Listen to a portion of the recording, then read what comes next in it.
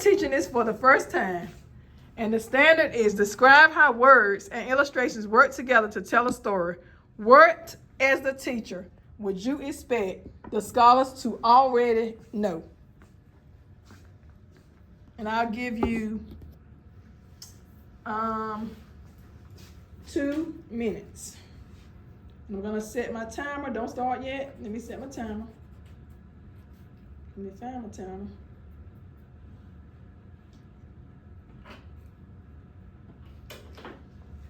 Go ahead now.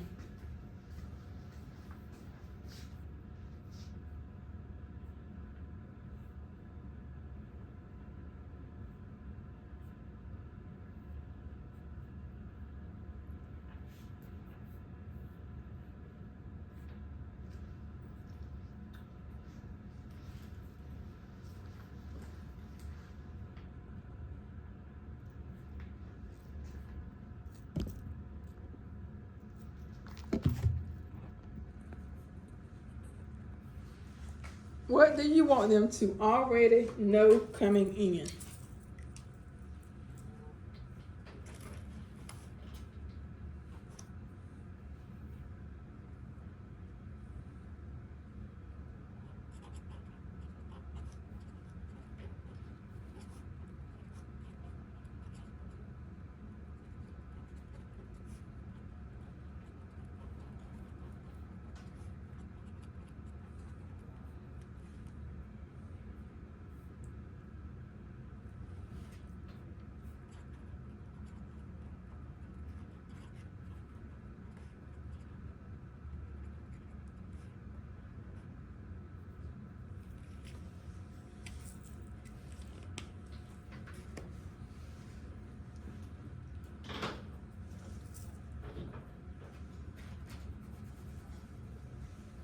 You have 40 seconds.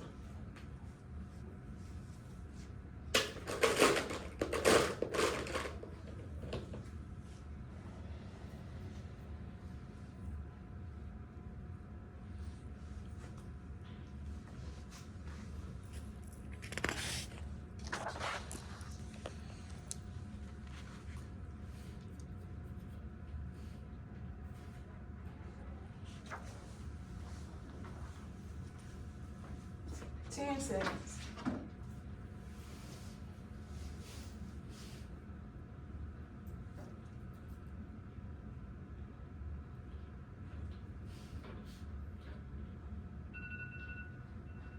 Okay.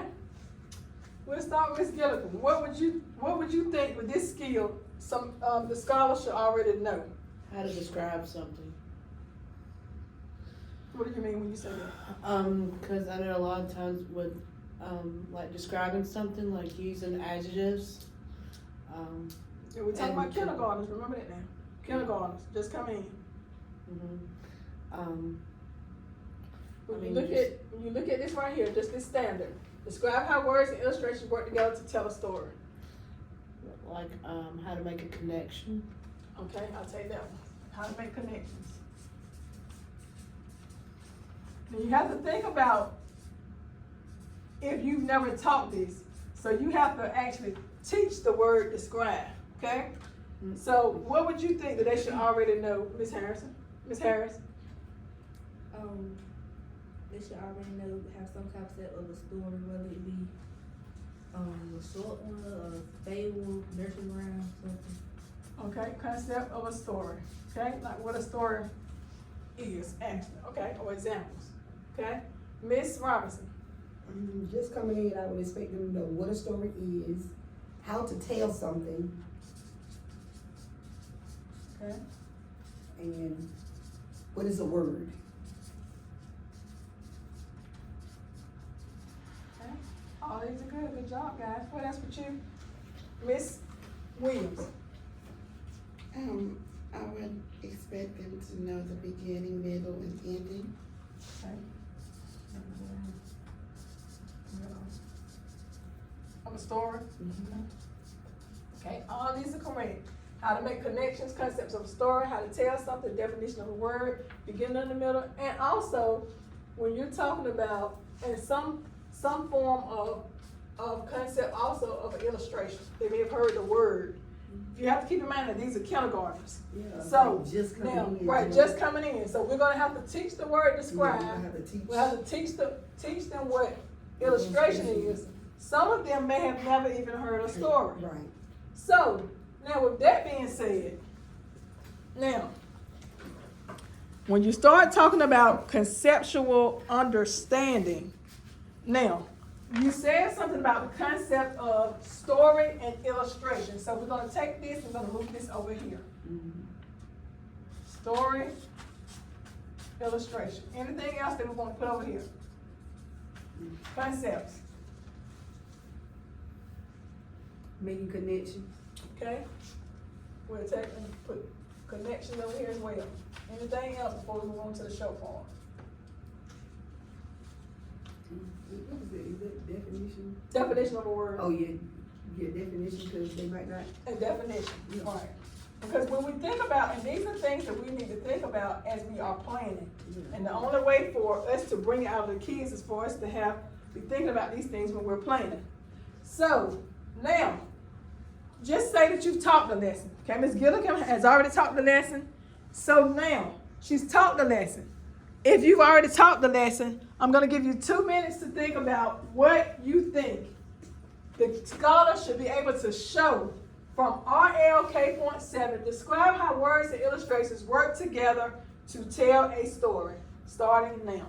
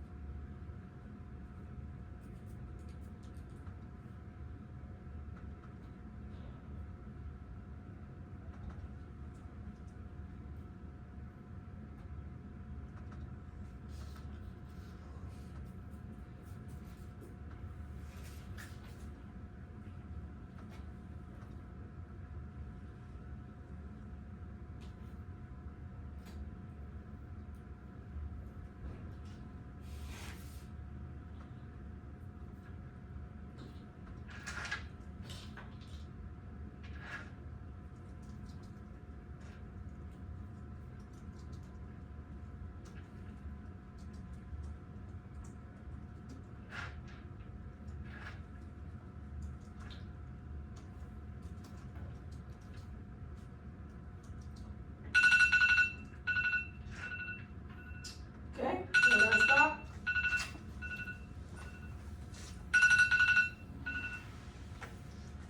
We're gonna start with Miss Harris. What do you think they should be able to show from describe how words and illustrations work together to tell a story? Now, the teachers have already taught the lesson. What should they be able to show at the end? They should be able to show and understand what an illustration is. Okay. Understanding of a vocabulary of the illustration. Any other vocabulary word? And what the story is. Story. Okay. Miss Robinson? And they should be able to show how the illustrations and the pictures work together and to picture read the story. Pics and illustrations. Help to picture read. Okay. Miss Gilligan? You wanna add? Significance of words in a story.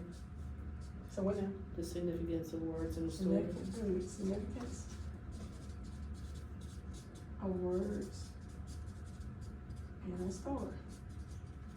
Miss Williams, anything you want to add? What about sequencing? Sequence and order of events, okay? And sequencing and order of events, they're gonna touch on it, but now some of these skills you know overlap later on in grade level, so that's a good job. So we have know how to make connections, concept of concepts, story illustration, how to tell something, definition of word, understanding the beginning and the middle, end of story. Conceptual understanding, story, illustration, making connections and definitions. At the end, they should be able to show understanding of vocabulary, illustrations and story, how pictures and illustrations help us to picture read, significance of words in the story, and sequence and order of events comes into play. Good job. Give yourselves a pat on the back, kiss your brain.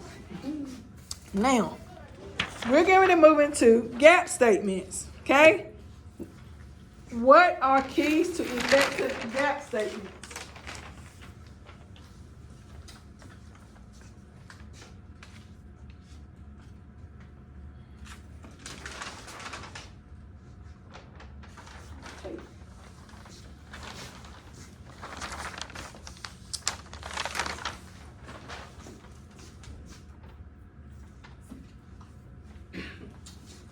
Please, would somebody please read what's on the back of your paper?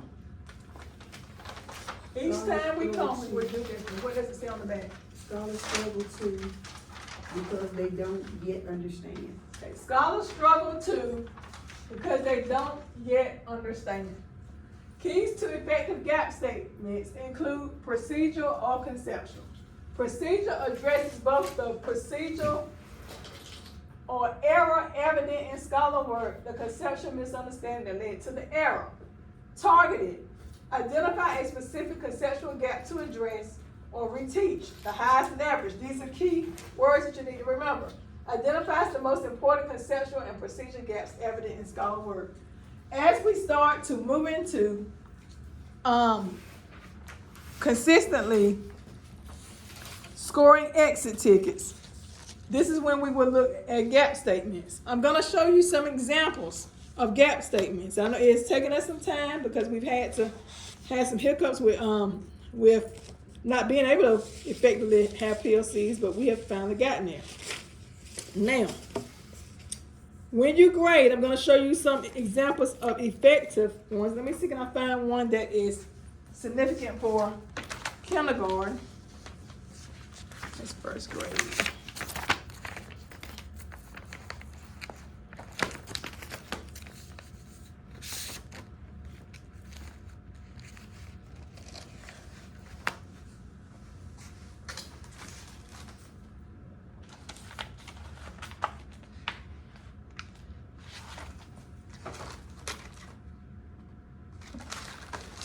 And these are some from last year, so I'm going to share what these look like, okay?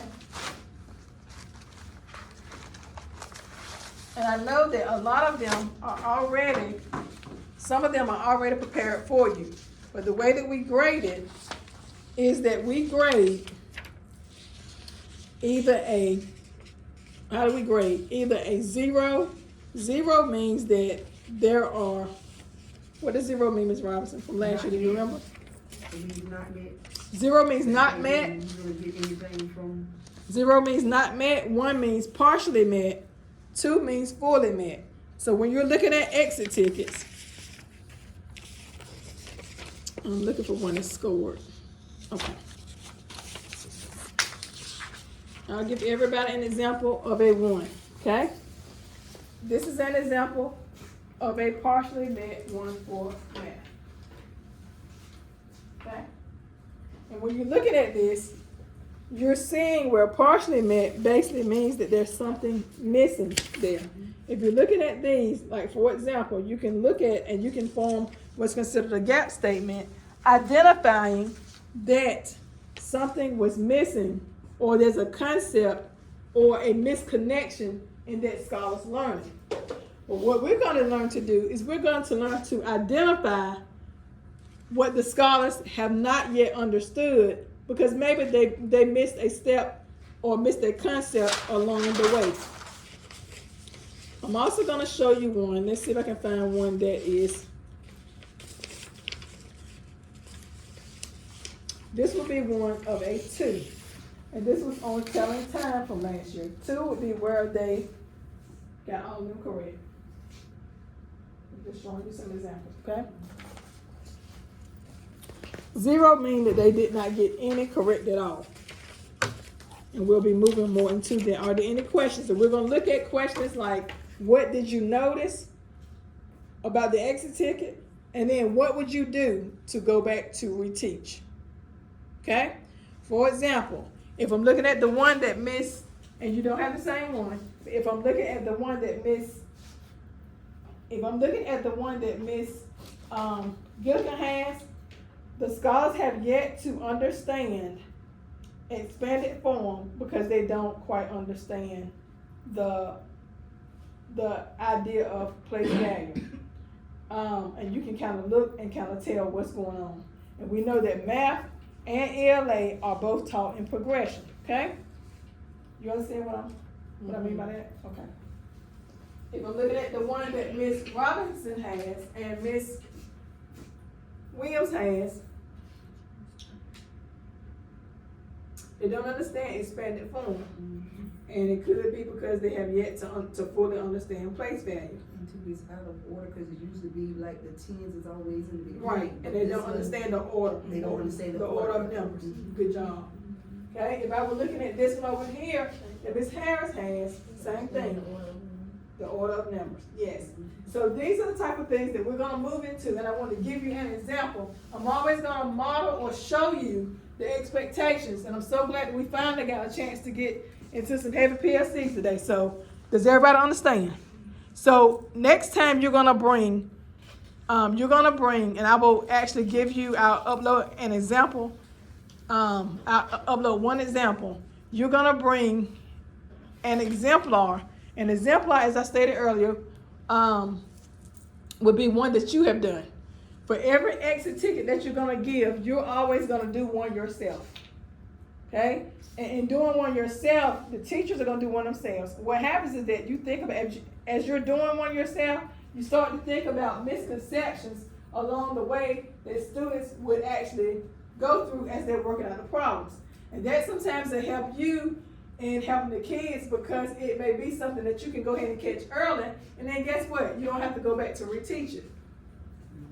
If we can catch the misconceptions before they become learning gaps, then we minimize the gaps ahead of time. Okay? Any questions? If you'll put that, does everybody understand? Mm-hmm. Okay. If you will put that piece in the middle of your table,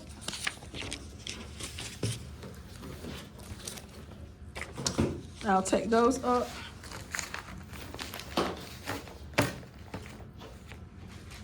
So next time you're gonna bring what? One ELA and one math. And also, when I said one, I'm saying that you're gonna bring a class set. You're gonna grade all of them, and we'll look through them because we're gonna have 90 minutes, okay?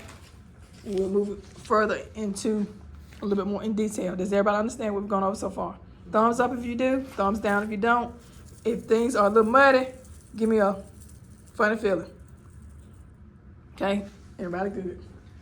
Okay, we've gone over, and we're just reviewing because it's been a while since we've actually been able to have a PLC. So we talked about desired scholar performance. We talked about know, conceptual, and show. Some people said no show. I add the conceptual part because I want to make sure that we understand what we're doing. It's important for us to understand what we're doing so we can make sure that the scholars understand what they're doing. And this piece is going to help us to become stronger in teaching the skills that they're going to need. So what's going to happen next week when you come? We're going to unpack standards before you actually teach them.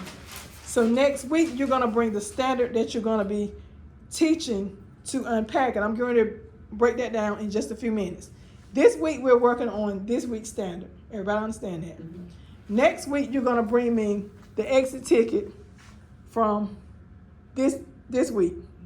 But however, when we get ready to unpack, and I'm gonna show you exactly what I'm talking about, because this piece right here, I'm trying to get to the point where we're not overdoing it, and we're doing enough so that everybody gets it. Normally when we unpack, we look at what does it look like, what the standard is, but this part, the know and show, is a part of the unpacking piece as well. So next week you're gonna look at, and I'm gonna go ahead and give you your no show. The only thing I want you to fill out is the standard. I will put these in your boxes, okay? I'm not gonna give it to you now. I'll put them in your boxes on Monday, okay? If I don't do it today before we leave. Any questions about anything we've gone over? Okay? The next piece that we're gonna get into is accepting constructive instructional feedback. How is it helpful? How does it help us grow? Now, because we are both a restart and we are starting a new program, we have visitors that come into the building. Some of us are used to visitors come into the building, some of us are not.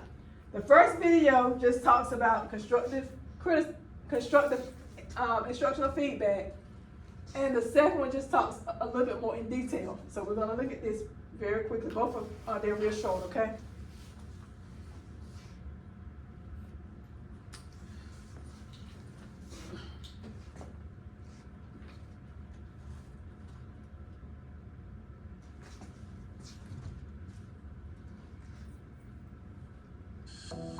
Hi everyone, it's Yanis here, and in this video we will explore what is feedback.